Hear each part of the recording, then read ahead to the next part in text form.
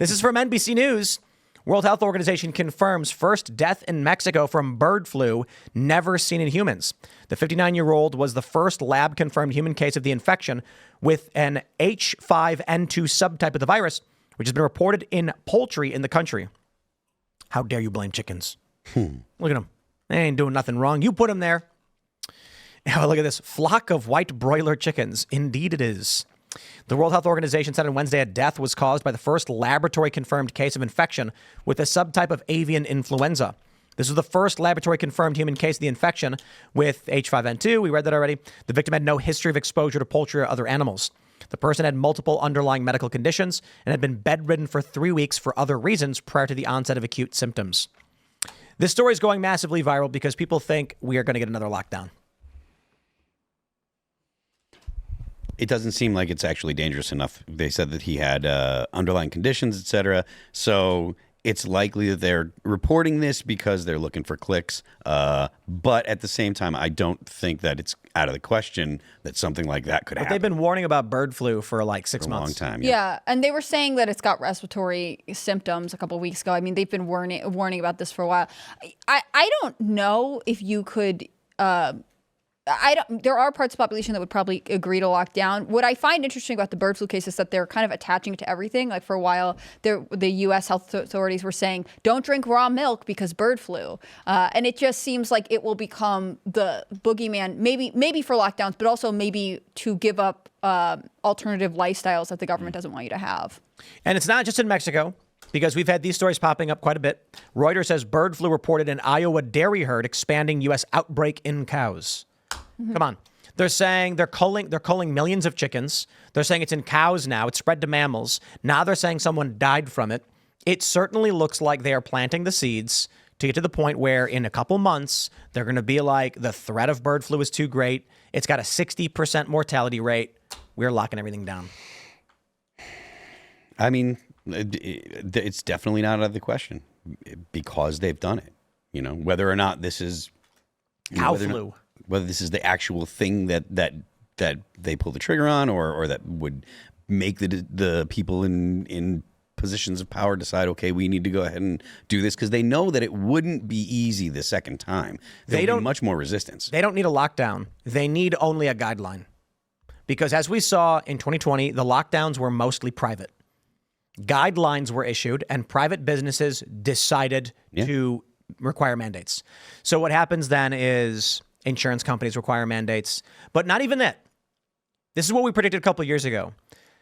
First, we thought it was going to be COVID again, but now it's looking like maybe it'll be bird flu. They're going to come out and say, we're not locking down. The economy can't handle it. We wouldn't do that to you guys. We all agree, but we think you guys should be aware of the risks. Now, because of the risks, and no lockdowns, but because of the risks, we're going to have universal mail-in voting as an option for all of you who are concerned and don't want to congregate at polling stations. So we'll be sending out your universal mail-in ballot, every single person, and, we're good. And if you want to protect yourself, maybe take this shot.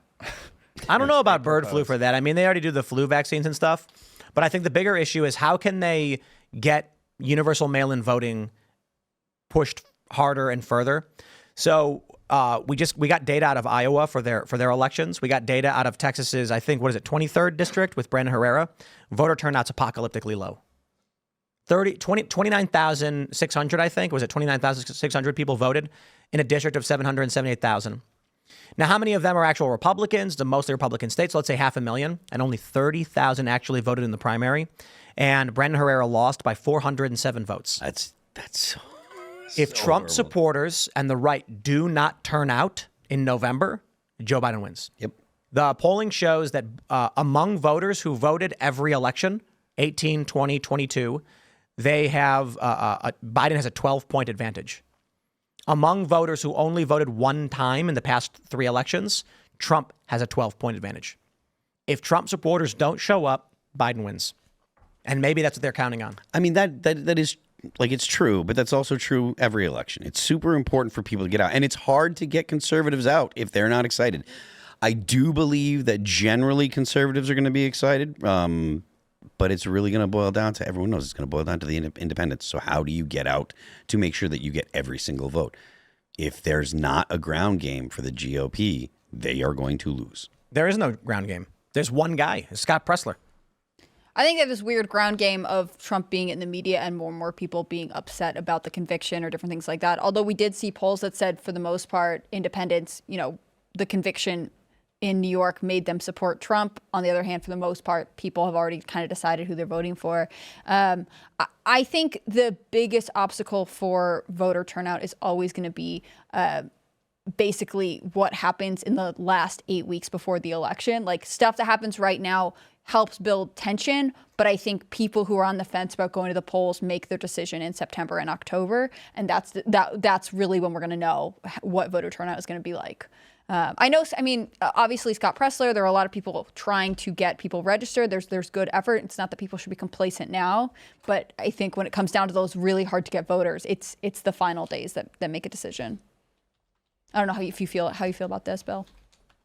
Yeah, I mean, I'm curious to hear a little bit more about what your guys' experience at the Libertarian convention, and it just seemed like Serge says meh.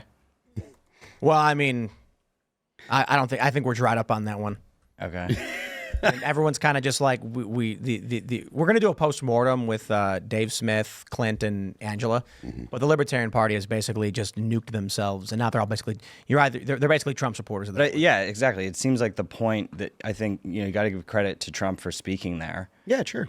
That, has a significtent impact. But yeah, it's just wild that they nominated that guy, and it's just such a mess. There was a podcast today of I believe it's the Reason podcast. I forget what they call it, but they were questioning Chase about the trans stuff, and he did not have a convincing answer. First of all, second of all, I don't think people are okay with the libertarian idea of it's okay to trans the kids if the government isn't doing it. Well, I think that the American people want to have stay something. on point. To nominate a guy who's like, businesses can mandate medical treatments for people. This is the problem with that's why people call them lol libertarians. They're the same. They're the other side of the coin of communists. Idealistic, nonsensical, mumbled garbage. Now you get like Dave Smith, the Ron Paul libertarians. They make a lot of sense. We want sound currency. We don't want foreign wars. We want a country that makes sense with limited government. Oh, I get that. Then the Libertarian Party is basically just like, the government can't make us do it, but private entities can. And so then you get mandates run by private companies that demand it. Did Dave want to get nominated? No. But he was running at one point. He did not run. But didn't he was never running. He had a lot of support. People wanted him to run, but I don't think. But he never ran. Right. He was never running. But like he's just like the obvious choice. Like, yeah. I mean, he's the only way that they would have any kind of support. Right. Just unbelievable. So I think what we'll likely end up seeing towards the end of the year is not lockdowns, but some kind of justification to be used to expand universal mail-in voting, which will maximize voter turnout, which guarantees more Biden voters, and Trump voters aren't showing up. I don't know. I think it's hard to say at this point. I think I would be interested to see, like, have a campaign staffer for Trump on the show and have them explain what they're doing a little bit more, because we do talk about a lot, again, like Scott Pressler, things like that. Leading into midterms, there's this whole thing about the red wave, and this is going to, motivate people. Obviously, Virginia was sort of a high point for some conservatives, but it wasn't exactly what had been predicted to be. And I think the variables for this election are so much more complicated. I was listening to an interview from Michael Whatley, the chair of the RNC, and they were saying, like, so how are you going to have your convention if Trump's in jail? And he was like, we're thinking about all the contingency plans. We're thinking about it. Like, people don't really know how to navigate the next couple of weeks. It's hard to say what the atmosphere in America will be like in November, other than to say, I think it will be very tense. I wonder if anyone has any idea what's going on. Like, if anyone in the Trump administration or the Biden administration, like, if there's any actual plan for what's happening. And, it's like when I sat down with Trump, one of the last things he says, I was like, I hope you win. He's like, well, we better. And I'm like, They don't know. Like, they're trying. You know what I mean? But I'm not even convinced the Biden administration and Democrats actually have a plan. I think they're like, let's just try and put Trump in jail. Then what? I don't know. Just do it. And that's where we're at. I feel like he knows so much more than he's saying. Trump? Yeah. Just, well, about things like the declassification of Epstein, JFK, 9/11. Like, he looked into UFOs. Like, he looked into all those things. He knows. He could be talking about that. And I think that's how he wins. Talk about that stuff. Talk about what you can. I disagree. I think you, because you got to get the normies, and to get the normies, you have to talk about literally kitchen table issues, especially considering we're in a situation. Yeah, but not if you're going after the independents. The independents are where you're going to get it. You're not going to get. Look, I love the Libertarian Party, right? But they were super pumped about Ross Ulbricht, right? And I think Ross should be freed as well. Ross Ulbricht does not move the needle in politics. Nobody knows who he is. Exactly. No one cares. No one's going to vote for Trump over Ross Ulbricht. And the Libertarians showed you, because the people that would care about Ross the most still booed him. But it's not just that. They're all morons. I hope that they all listen. Because I know a lot of them do. Your party is a bunch of low IQ morons. Trump comes out and says, no war. And they're like, yay. And pardon Ross Ulbricht, yay. Doesn't mention Julian Assange. And I'm like, you know what I'm hearing more and more and more from libertarians? Like, well, he did say he was going to, do you think he'll really pardon Ross Ulbricht? And I'm like, is the most important thing to you that one guy you've read about is being pardoned, and not literally all of the other international issues, financing? I can mention Julian Assange, but we'll talk about the media industry in general, free press. But the only thing they ever say is Ross Ulbricht. And I'm like, I got to be honest, I don't care about that guy at all. Sure, pardon him. That's fine.